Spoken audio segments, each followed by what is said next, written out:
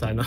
این قسمتش اگه دقت کنید لک نمیدونم تو ویدیو اونجا هست یا نه، یه لک افتاده بعد مصرد رو باید بشونی دوباره.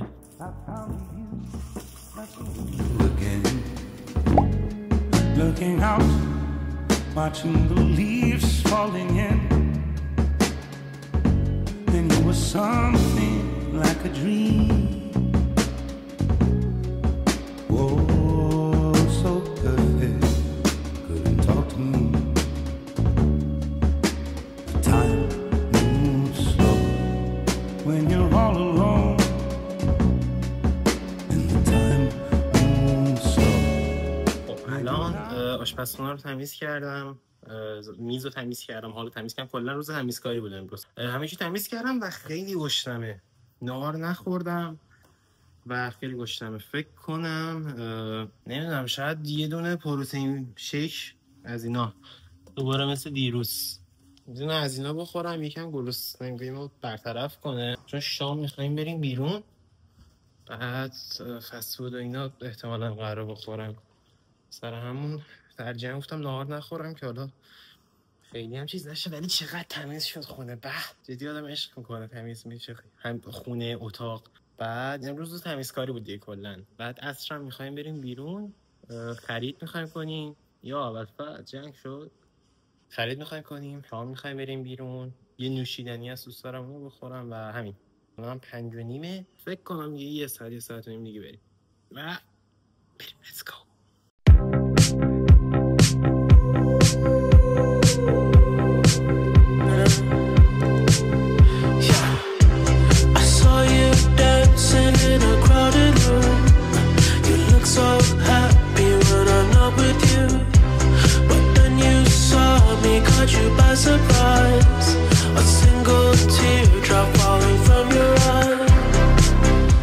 اولین کاری که رفتیم اونجا انجام دادیم این بود که یه دونه حالت کافی شاپ توری بود، نوشیدنی مختلف میفروخت. رفتیم اونجا و یه دونه نوشیدنی با ولتی ماچا گرفتیم. قبلا در حد 1 یا 2 قلوب تست کرده بودم، خوشم آمده بود، همه جالبی داشت، سر همون اومدم دوباره بخورم.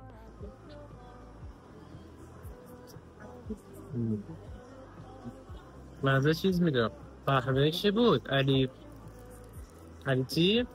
مزه علی تی میده. ژلس گردالیان بابلش چی ژلس؟ ای جانم پسر 7 ماهه داری، چند سالشه؟ 7 ماهه چند سالشه؟ با ترکیباتش ژلس، این ژله میمونه تکسچرش.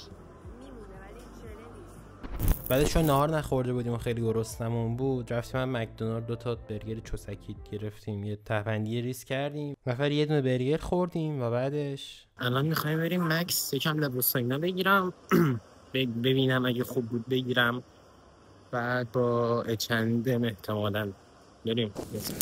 از این هودی هم که برداشتم خیلی خوشم آمده بود، ولی خب 2 تا سایزش رو برداشتم، یه ایکس لارج برداشتم، یه 2 ایکس لارج. ایکس لارجش یکم کوتاه بود واسم آستین و ایناش، 2 ایکس لارجش خیلی برام گشاد بود، سر همون نتونستم بگیرمش دیگه.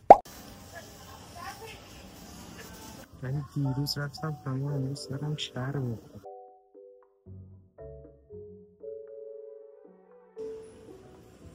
این چند وقت اخیر خیلی جدید هوس برگر میکردم، یعنی همش دلم خواست برگر بخورم. رفتم فود کورت و برگر کینگ یه دونه ساندویچ و سیب زمینی نوشابه گرفتم که واقعا خیلی خوب بود خدایی. بعد اینکه شام خوردیم رفتیم به سمت مترو، حدود ساعت 10 اینا بود که سوار شدیم و رفتیم به سمت خونه. واقعا هم خسته بودم، آخر تایم بود.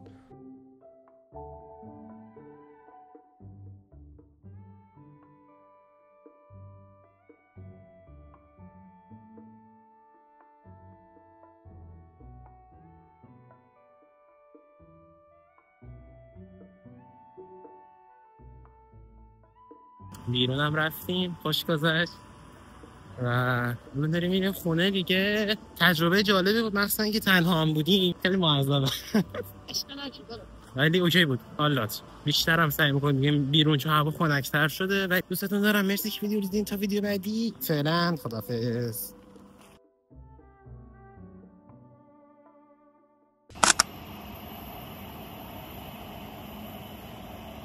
ای مترو.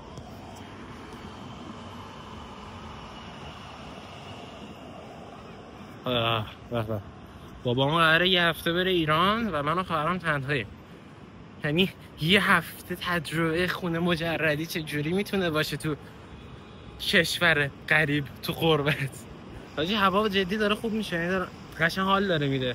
شبا من تصمیم داشتم شبا بیشتر بیام بیرون، کلا مثلا واسه چیل کردن تصمیم داشتم شبا واسه چیل کردن و اینا مثلا آخر شب بعضی موقع بیام بیرون، چون ویوش خوبه. آدم مثلا بیام کتاب بخونم، چه میدونم چیل کنم دیگه. خلاصه که الان دیگه هوا داره خوب میشه دیگه، بیشتر کلا ویدیوهای بیرونی بیشتر دیگه میذارم دیگه. احتمالاً صبحونه بریم بیرون با خواهرم، کافه بریم دیگه. خیلی جا هست، ببین جای خفن زیاد داره واقعا، واسه جای مختلف میتونیم بریم کامل. خلاصه جای خفن زیاد داره دیگه، میریم. چون ببین الان دبی کلا گرماش به کنار، یعنی گرماش یه بحثه. خب این که هوا مرطوبه، چون ببین آدم گرما رو تا یه حدی میتونه تحمل کنه، رطوبت رو واقعا نمیشه شما تحمل کنی. یعنی انقدر ببین واقعا خفه میشه آدم و خیلی اکسیژن بهش نمیرسه. چون مثلا فکر کن 100% هوا رو بخوای حساب کنی، اینجا مثلا یعنی 70-80% رطوبت داره، بعد آدم قشنگ نفسش میگیره، یعنی خیلی بده. بعد آدم بیرون میره سری همون، ببین واقعا شما تو خود ساختمونی هست مثلا طبقه اول میخوای بری پارکینگ، عرق میکنی در این حده. همین دیگه. من دارم تازه حاجی هر بار که میام بالا دارم ویوهای جدیدتر کشف میکنم، خیلی باله.